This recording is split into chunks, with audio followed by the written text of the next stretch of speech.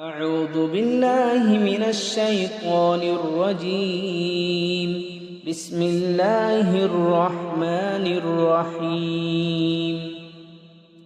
والنجم إذا هوى ما ضل صاحبكم وما غوى وما ينطق عن الهوى إن هو إلا وحي يوحى علمه شديد القوى ذو مرة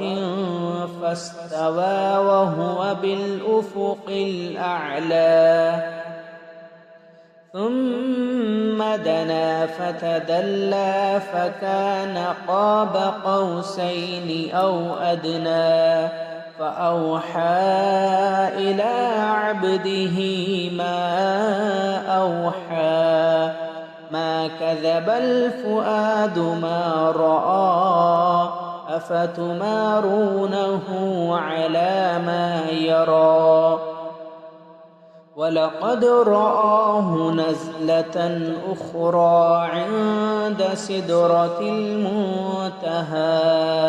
عندها جنة المأوى إذ يغشى السدرة ما يغشى ما زاغ البصر وما طغى لقد رأى من آيات ربه الكبرى أفرأيتم اللات والعزى ومناة الثالثة الأخرى ألكم الذكر وله الأنثى تلك إذا قسمة ضيزى إن هي إلا أسماء سميتموها أنتم وآباؤكم ما أنزل الله بها من سلطان إن يتبعون إلا الظن وما تهوى الأنفس ولقد جاءهم من ربهم الهدى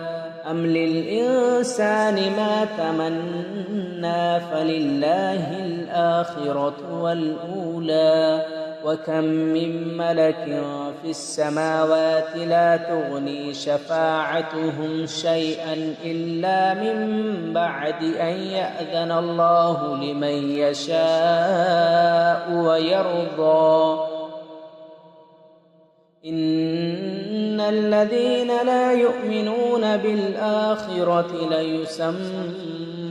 الملائكة تسمية الأنثى وما لهم به من علم إن يتبعون إلا الظن وإن الظن لا يغني من الحق شيئا فأعرض عمن تولى عن ذكرنا ولم يرد إلا الحياة الدنيا ذلك مبلغهم من العلم إن ربك هو أعلم بمن ضل عن سبيله وهو أعلم بمن اهتدى ولله ما في السماوات وما في الأرض ليجزي الذين أساءوا بما عملوا ويجزي الذين أحسنوا بالحسنى الذين يجتنبون كبائر الإثم والفواحش إلا اللمم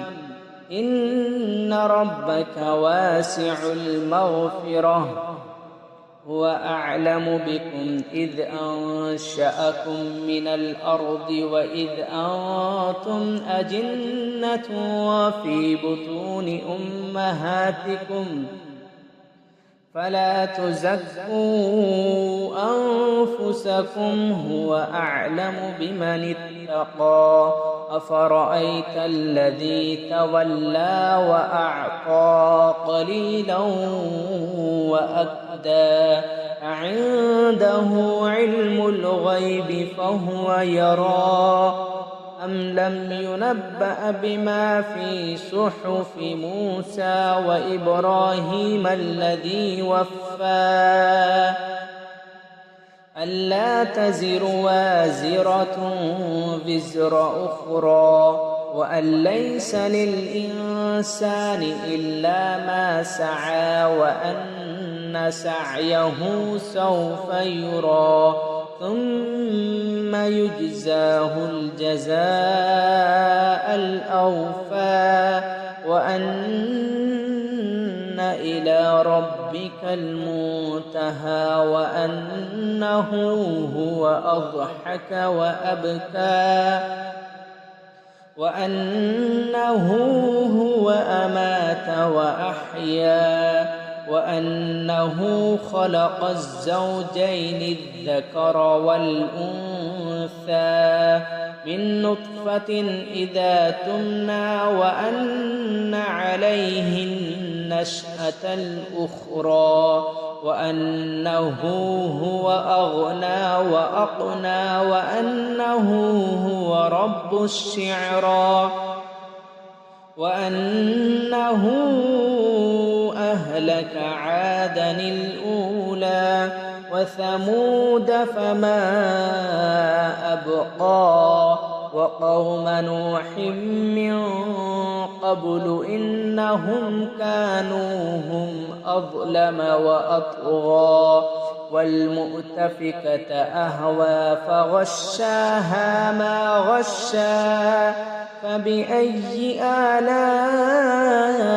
ربك تتمارى هذا نذير من النذر الأولى أزفت الآزفة ليس لها من دون الله كاشفة أفمن هذا الحديث تعجبون وتضحكون ولا تبكون وأنتم سامدون فاسجدوا لله واعبدوا. هناك آية السجدة